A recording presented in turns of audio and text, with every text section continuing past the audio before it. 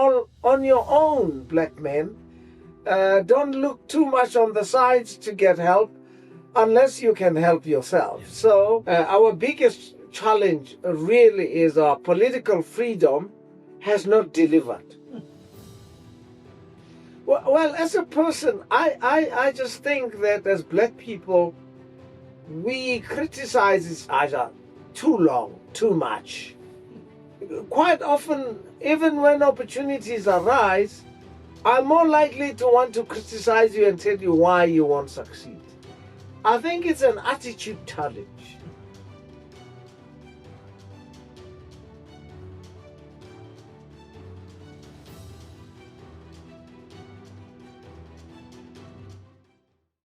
Well, colleagues, thanks and welcome back to another episode of Leading Self podcast.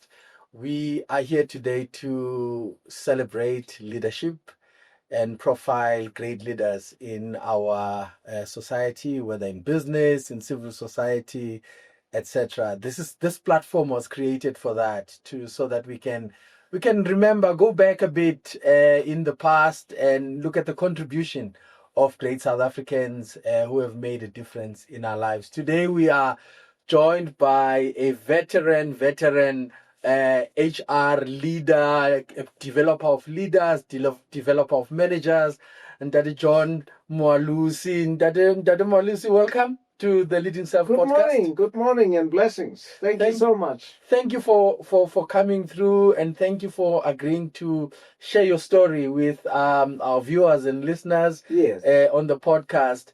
I suppose, you are one of the architects of our employment equity, affirmative action and BE, legislation, and the journey that we've traveled over the last 30 years. Are we where you thought we would be today in terms of the, the projections, the plans that you had at the time?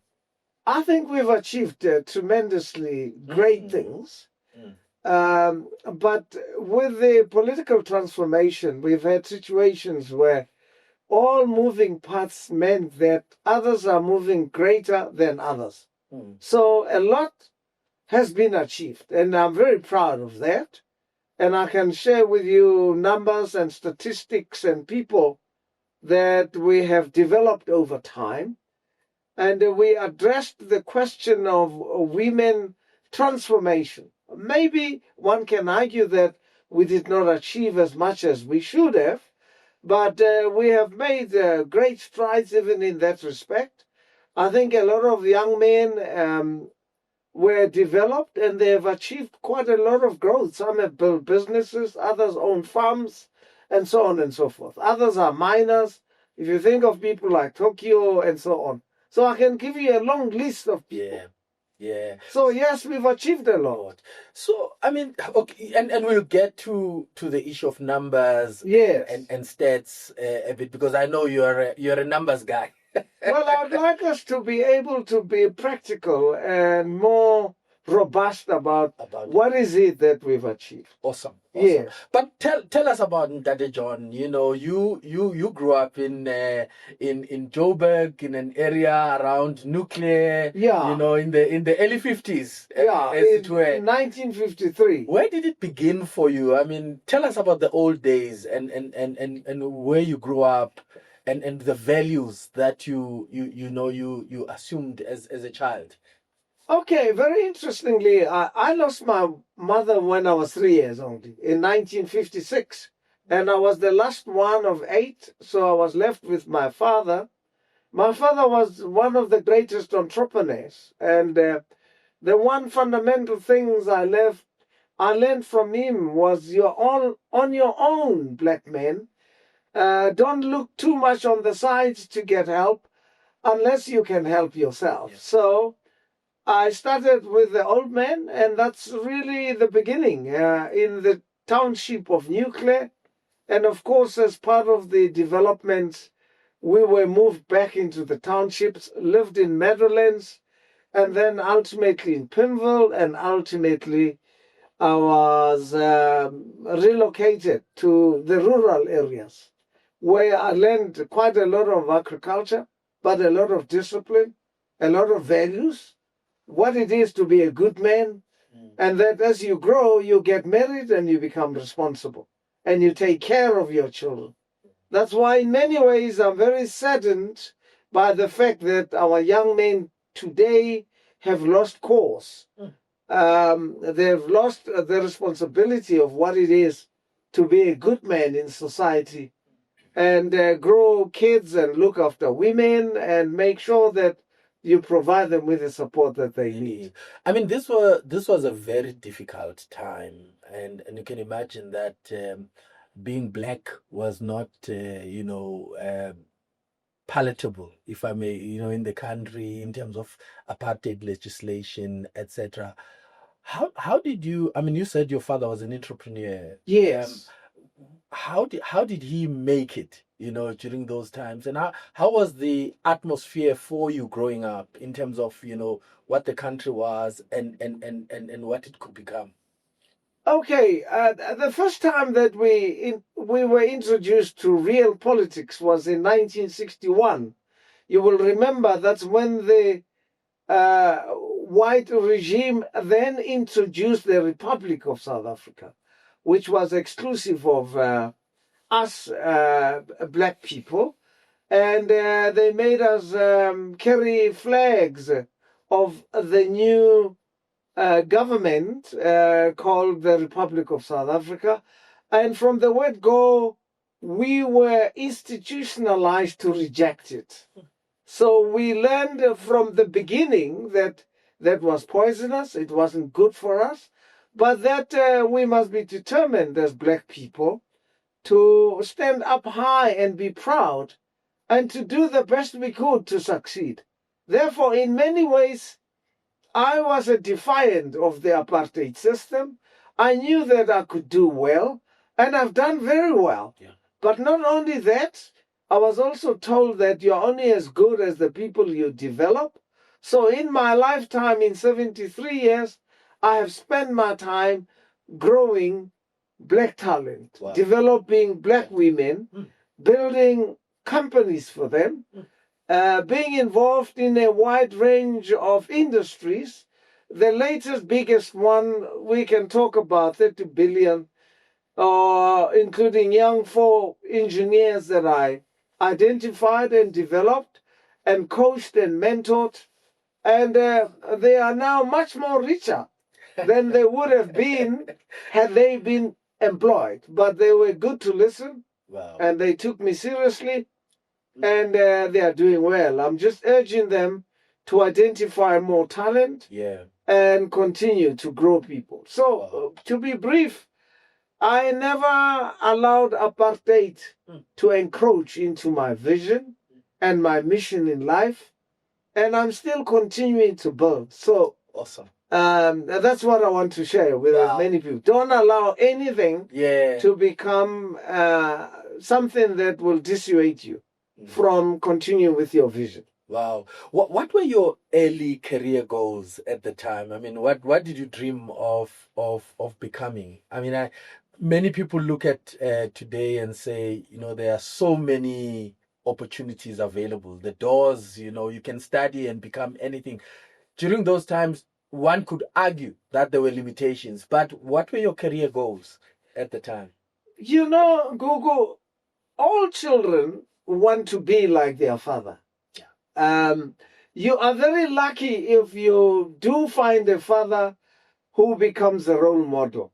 And sadly, if you don't, you must look elsewhere, presumably some uncles and so on. As I said, my father was an entrepreneur. Very amazing. He had cattle, he had land to plow, he used to produce food, but even at the early stage, he was a senior supervisor at one operating company in a place called Crisis, very near in the area of Johannesburg.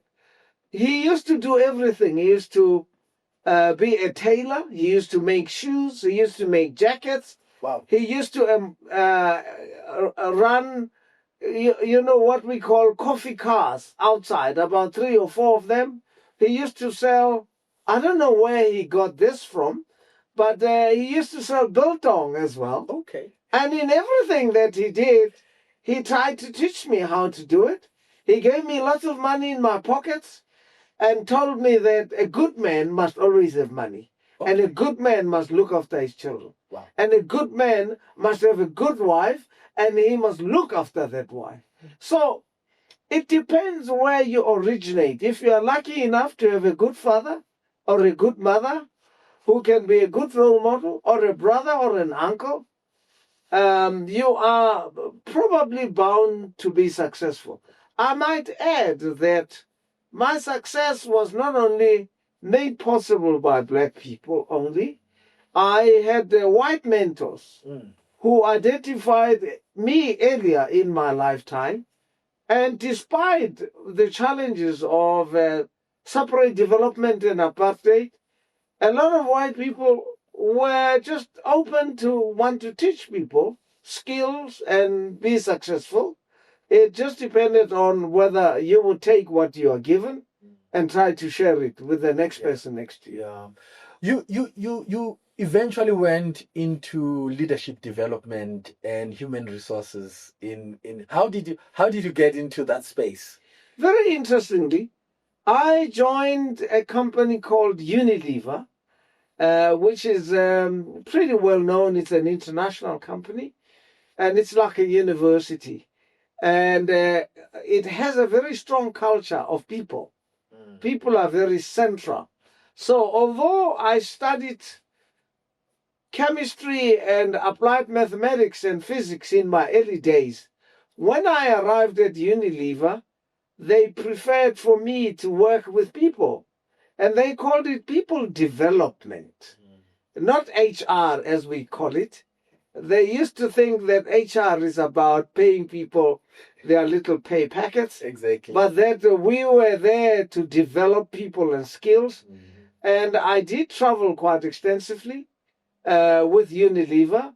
And I worked in many universities. And that's where my interest in leadership and management and organizational development and design, organizational effectiveness, that was the journey I walked. And throughout my career, my focus has always known that people are central. Yeah.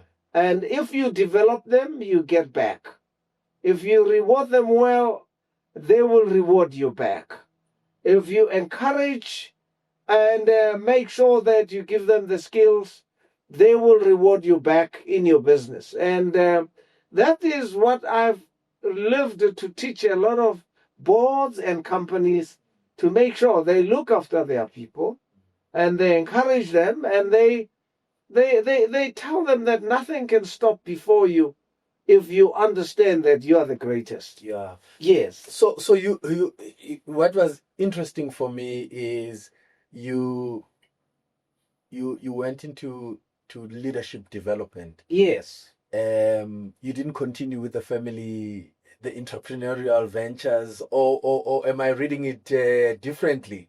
That entrepreneurship for you morphed into something different in terms of what you are doing currently in terms of leadership development. No, actually, I mean, when I finished my degrees, I went to go and work, and I quickly moved up the levels of management. And when I was an executive, I decided, I think my father told me to be an entrepreneur. Yeah. And I was one of the group executives at Sanlam when I decided I was going to do my own business. Yeah. And I resigned, and they counter-offered me, and I said, no, I'm going to start my own business. And that's when I started a company called Bridging the Gap. Yeah. And we've been running now for more than 40 years. We've built a lot of businesses. A lot of them have grown, but we've shared with other people. Wow. So my entrepreneurial father at least left me a legacy, but it was the spirit that he gave me. And I still do a lot of businesses now. I start them, I share them with young people. They give me a small share, maybe 10%, because I don't go back and say, well, give me all of it. I want them to own it all. Yeah. And then I can continue to be their coach and their mentor. Wow. You talk about your entry into corporate South Africa. Yes. Whether it's through Unilever, I mean a global brand, and you've moved through Sanlam as well. Tell us about your experience with corporate culture. I was sharing with you earlier that, I work with a lot of professionals. Yes. And some of them talk about how difficult it is at times to enter and stay in corporate South Africa because they feel that the environment is not conducive for most Black people. The culture is restrictive. The culture does not enable creativity. You are given a box and a boundaries through which you need to operate, and you have to operate within those boundaries. Tell us about your own experiences, getting into corporate South Africa. Okay, thank you very much for the question. I can just say, given my experience, I've worked for several companies. I did mention Unilever to start with, which was international. It was a market-driven organization. People were central in the business. The culture was a serious culture. You had to understand the importance of money and money management. You had to appreciate the importance of people management and development. The culture was to work with trade unions. Even in my early career, I learned to work with trade unions in Unilever. And for the first time, the concept of unionization became very different. So culture is a function of the company and the leadership of the company. It also is a function of what it is that company wants to achieve. Because as I've always done, your culture is meant to make your company succeed. If it is bad culture, it will produce bad people. If it is good people, produced by the leaders, of course, it will produce very good people who are successful. I worked in Sanlam, which was predominantly Afrikaner owned. And there's some interesting things we can share some other day. Although it was Afrikaner owned, I learned that discipline and focus and being productive and achieving results was very important. They didn't mind to give me a top executive position. And they gave me 2,000 people to manage at the very early age of about 38. They didn't say, well, you're a boy from the township. But let me tell you, they did not say, ach, shame to me. They pushed it to me, and I pushed back, and I made them realize that even if you're a Black guy from the township, you can achieve a lot. And I will still write a story. I made them achieve enormously in terms of the millions of monies that they made. So culture depends how you interface with it. But I think what is important for us Black people is to not feel like victims. Yeah. Sometimes, even when we are given opportunities, I have a feeling that we pity ourselves too much and we don't exact ourselves. When you are given an employment, you don't have a mother to look after you at work. You've got to do the best you can. And it is not helpful to carry the fact that you are Black. It is not helpful at all. You are a human being. You are given an opportunity. Yours is to give it the best you can. Find somebody who can be your mentor and coach. Share with them your frustrations and find a way to overcome the challenges. But complaining and pitying yourself and seeing yourself as a victim is unfortunately not going to yield results for you. Is it a matter of resilience? One of the things that, your generation as well, coming through, the hardships that you did in the early days, and when you entered into corporate South Africa, in terms of its structure as it was then, you had to find a way of making it through some of those difficult times, and one could attribute that as part of psychological resilience. Do you think that is that what maybe we're lacking somehow today, where people don't stay in jobs today? They're in there for 6 months, they're gone. Looking for new opportunities. Is it a factor of resilience or? Yes, partly I would say resilience, but for us, the most important thing is that as we grew up, discipline, focus, and pride were the very important qualities that we were built in. Of course, we grew up, fortunately, around us with a whole lot of black resilient leaders who encouraged us that as black people, we can remember somebody like Steve Biko. Of course, we learned a lot from Tata Nelson Mandela and the comrades that grew up with him. So we were told, you are on your own. Get out there. Don't pity yourself. Make it happen. Make it happen. And alongside that, God will be with you all the time. But if you pitied yourself, you will fail. But if you made sure that you were focused and you worked with others, the chances of succeeding are greater. And look around, find somebody who's a coach. I want to emphasize, it is very difficult to make success in life unless you have a coach and a mentor. So in my own philosophy, unless you have a good coach, starting with your mother or your father or your uncle or brother, your likelihood to succeed is very minimal.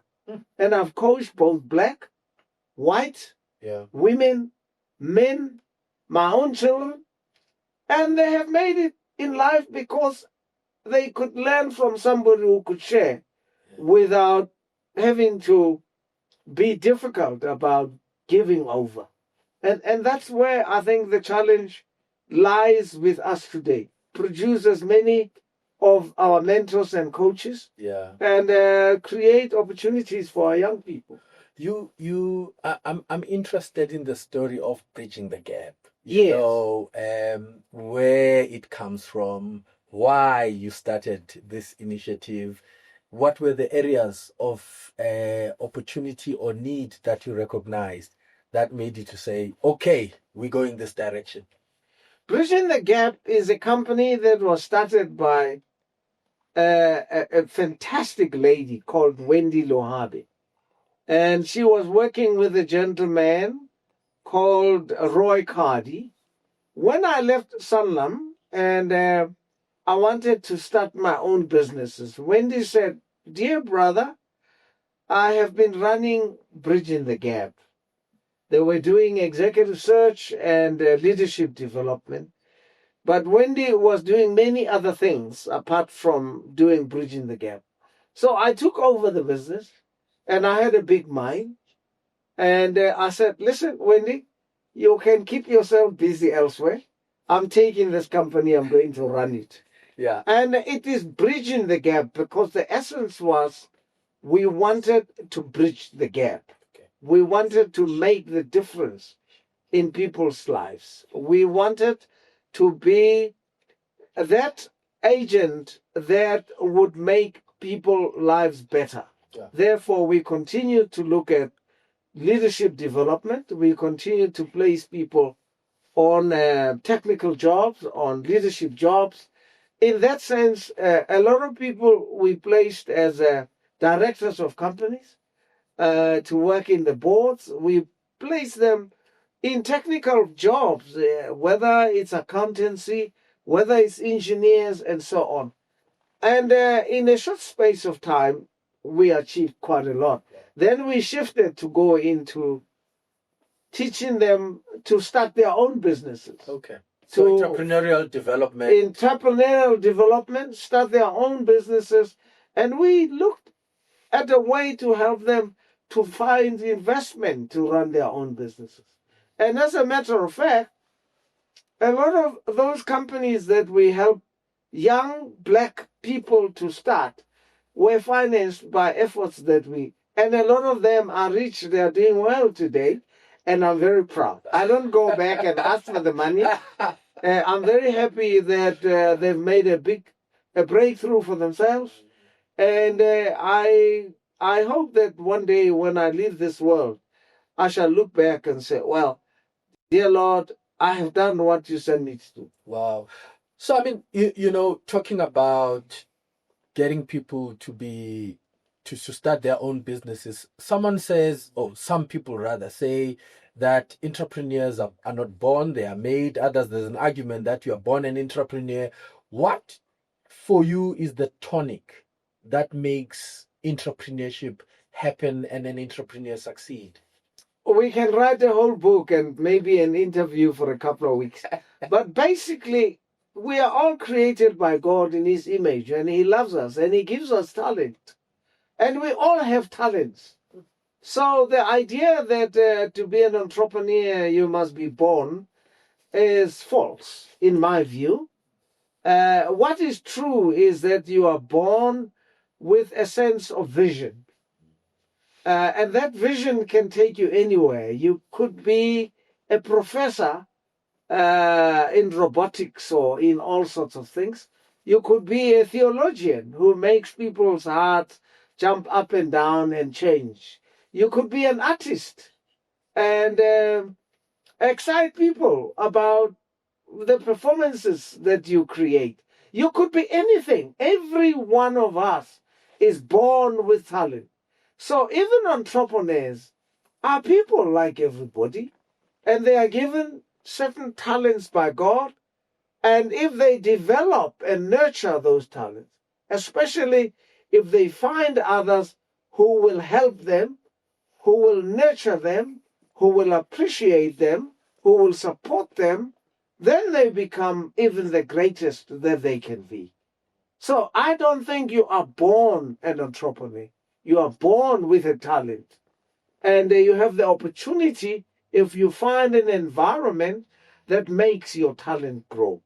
That is why apartheid is really such a pity, because it's a totally misinformed human concept that is unsustainable, that's not going to achieve anything, that's not helpful, neither to white people themselves, nor to black people. Indeed. But we've got the talent that God gave us. Indeed.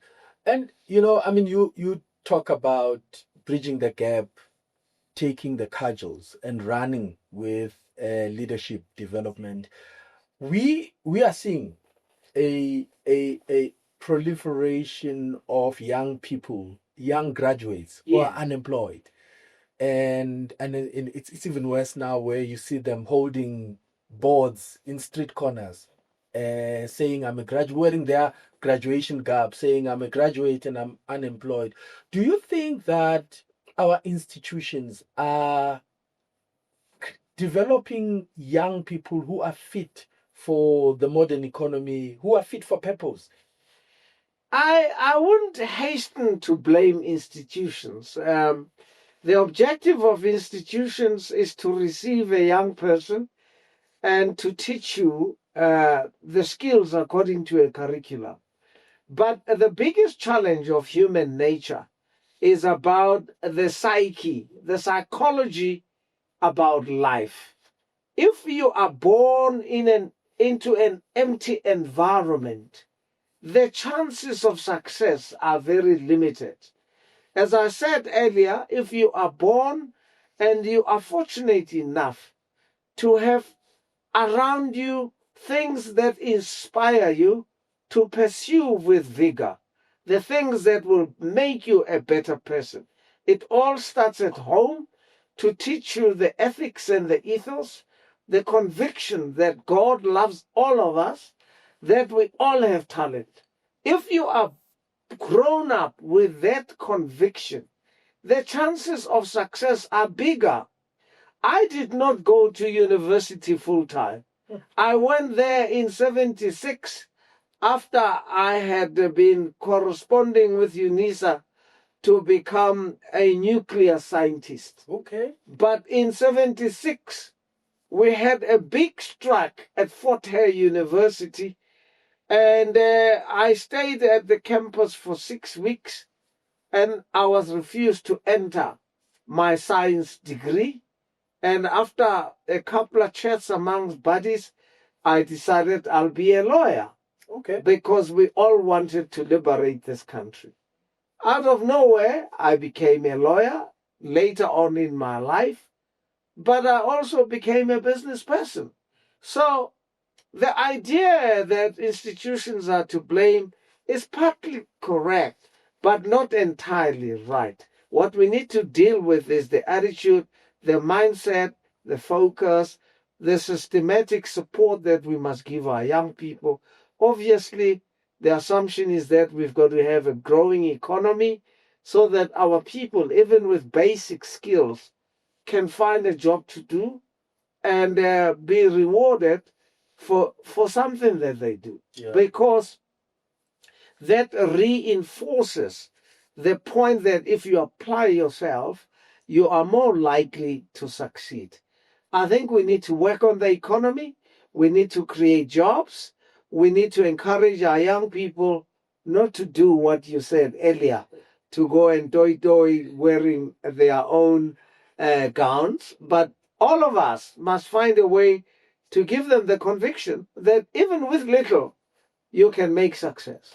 What would you say is the role of the family in this? So you have quite dynamic kids that you've raised, most of them in business or doing their own things and successful in their own right. Where does the family unit or the family system sits to get, the kind of results that that we need, because I think for me the family becomes the base at which we are able to develop the cohort of young people who will become leaders of this country going forward. That's very true. I think the family plays a very important part. But as I always say to my kids and my wife, I'm a father of every black child. And that is a philosophy I've carried. Every child is my child. I will do everything for any black child who needs support. So even though a family is very important to nurture you, but as soon as you grow beyond your family, your next door neighbor father is your father, your next door neighbor mother, the next door neighbor sister who happens to be qualified.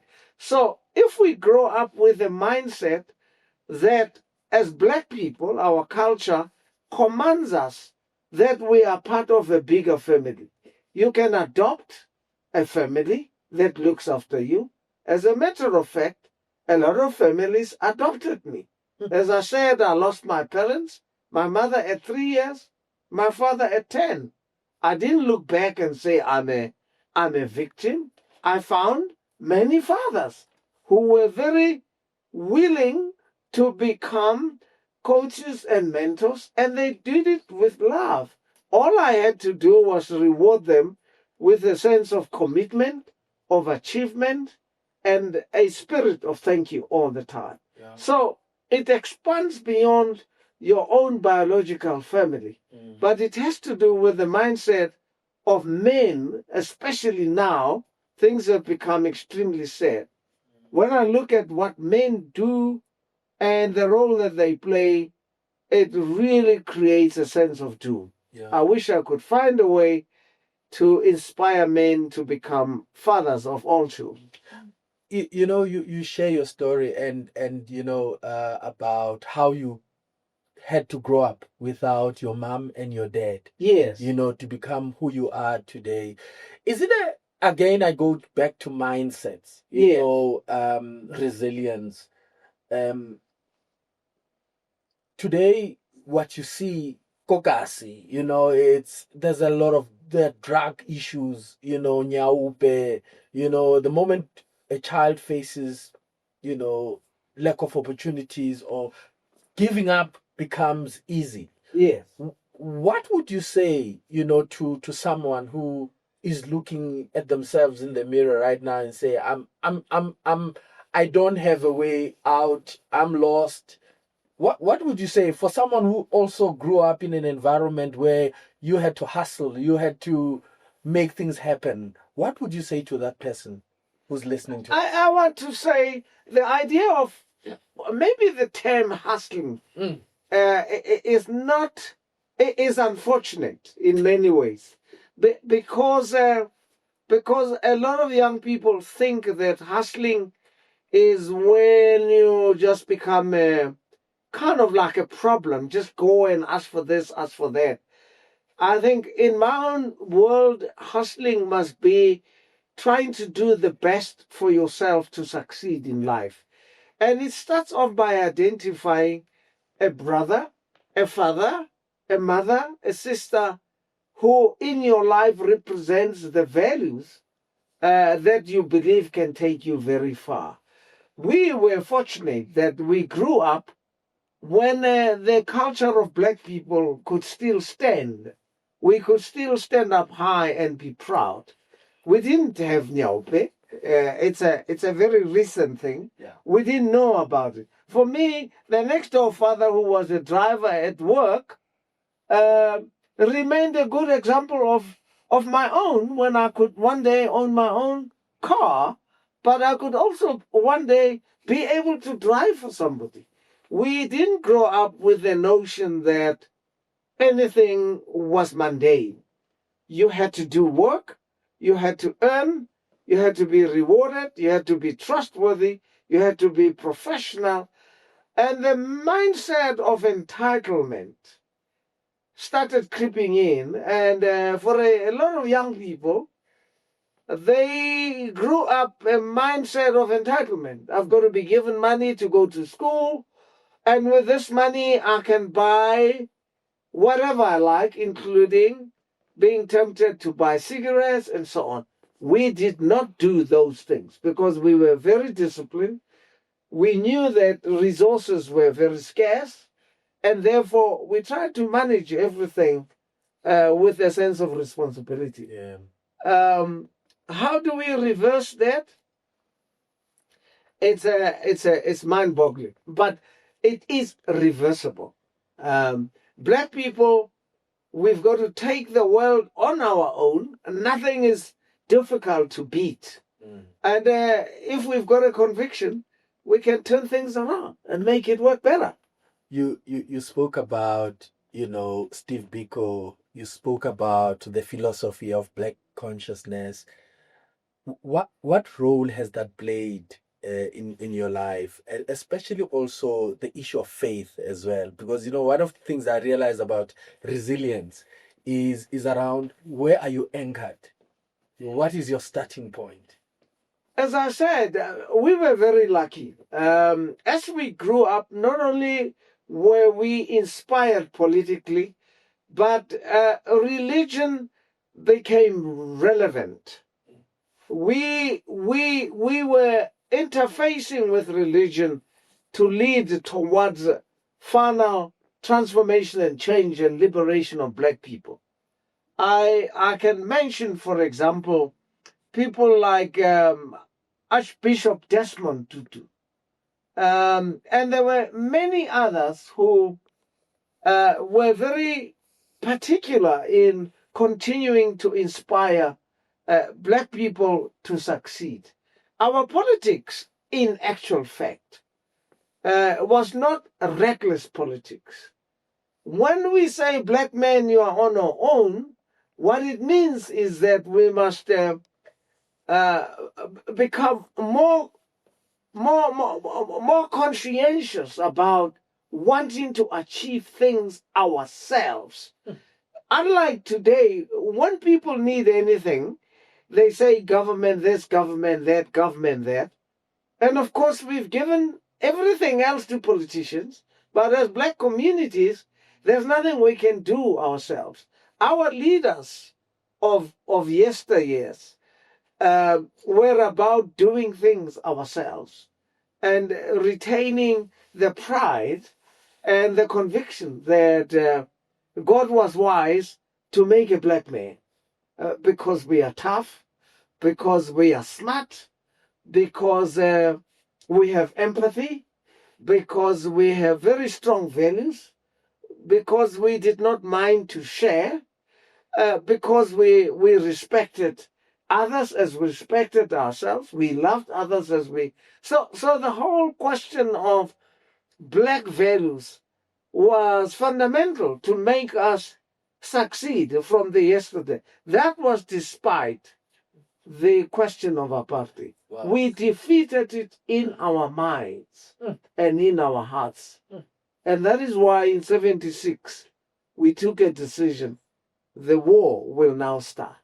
Wow. But we were already liberated in spirit. Wow. I was sharing earlier with you that when I first met you, Yes. it was during your heyday in the Black Management Forum. Yes. And the work that was being done there. Do you think that those structures are still as powerful and as influential as they were, in the early days to really drive the transformation agenda? Also, the psychological shift that is needed to drive this country and propel it to its next level. Very unfortunate that we see the world moving. AI is the biggest conversation around the world. I was looking at the map of AI penetration globally. Yes. And Africa is dark. There are no lights that demonstrate that there's impact or generation of AI in Africa. Do you think we still need organizations like those, and how relevant are they to drive us to the next level and introduce those conversations that we need to have around development? I think many formations that were created by black people have always been about self-sustenance. In other words, bridging the gap, if you like, be better today than yesterday. The Black Management Forum was one of those fora that was formed when we realized that the opportunity was beginning to open for black people to become part of the economy. Remember, in our yesteryears, you could not become a supervisor. Remember, if you're a black man, you could not be called Mr. Remember, a black man was not allowed to become a manager.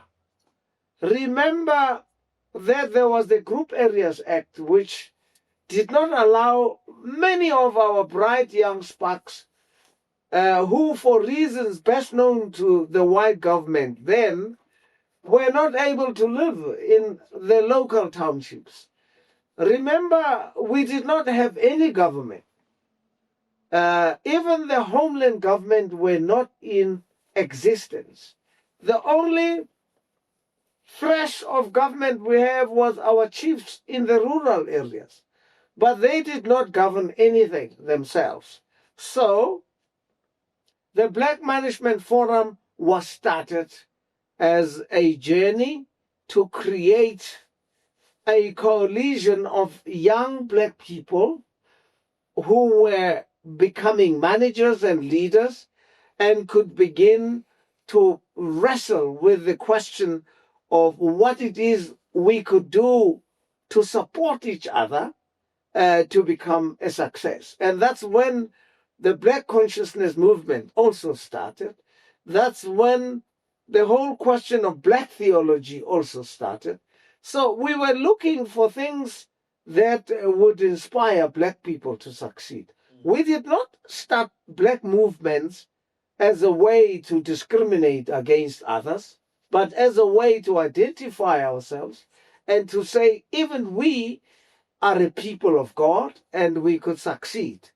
Therefore, all the formations that were started, one can look at the trade union movement, which has achieved enormously in at least beginning to get a way forward to improve employment conditions for our people. A lot has been done by the trade unionists and will continue to be done. So I believe that we needed those formations. maybe at the moment, as you mentioned AI, we need to look at black professionals and find a way of building formations that will take us forward from here. Whether it is in the IT space or in any industry, we have a lot of more engineers that are coming up. We should be building formations that will lead us as black people and the young people that are coming up today. Yeah. No, amazing. I mean, I think that if you look at countries that are making an impact in new technologies, in coming up with new strategies to build their economies, it's those countries that have begun to invest in their people. Yes. Invest in training, invest in development. I mean, I look at the comparison between the number of our universities and technical universities per se compared to the South Korea. About 300 universities operating there. Here, I think we are in the 20s. 26 universities that are there. And if we are, and also potentially also universities and training centers that are focused on particular skills, not necessarily just we are giving you an education, but it's focused and zeroing in on certain skills that are going to look for the future. What in your view needs to be done in that space? It's a very complex question, because I've been involved in education, in restructuring the education system in this country. I worked with Professor Kara Asma doing consulting work to look at how we restructure this country, particularly resetting the universities and the purpose and the objectives of universities. The whole question of technicons and how they should fit into our industrial policy, the whole question of the kind of skills that we require. The big challenge we have is that there are many moving parts at the same time. Our biggest challenge really is our political freedom has not delivered. And we all know about that. And because our political freedom has not delivered, it has messed up our progress and development when it comes to skills development. Other countries in the East, unfortunately, their economies grew up adjacent to their political development. Yeah. So if you were to ask me, the big challenge we have to look at is we've got to speed up our political development so that it must be multifaceted, and it must address the question of people development more seriously. We don't have the time, but it is doable. Yeah. I think we need to look at what we teach our children. At the moment, some of the material and the courses we teach them are relevant, but some of them are the nice to do. Yeah. So the whole question of education needs to be revisited, but I'm a strong believer that with little we can achieve a lot. Awesome. So if we continue coaching and mentoring and developing skills, even how small, we are likely to turn things around, even if it may take us longer. Awesome. Dr. John, thank you so much. I mean, as we wrap up, what are your thoughts for South Africa? What are your hopes? What are your wishes for our country? And as we move on, there's changes happening in different spaces. What are your hopes for the country? Well, as a person, I just think that as black people, we criticize each other too long, too much. Quite often, even when opportunities arise, I'm more likely to want to criticize you and tell you why you won't succeed. I think it's an attitude challenge. All of us need to change and understand that God gave us talent. And if we assume positive intent, we can actually succeed. let us stop being negative about life. Let us take the challenge as it stands and think positively, and we are more likely to become successful. Awesome. Thank you. Thank you very much. Thank you so much I for appreciate honoring us, Thank you. sharing your wisdom. Thank you. And your heart about this country and what we can do to move it forward. Well, thank you so much for tuning in on the Leading Self podcast. As we say, like, share, subscribe. Salute.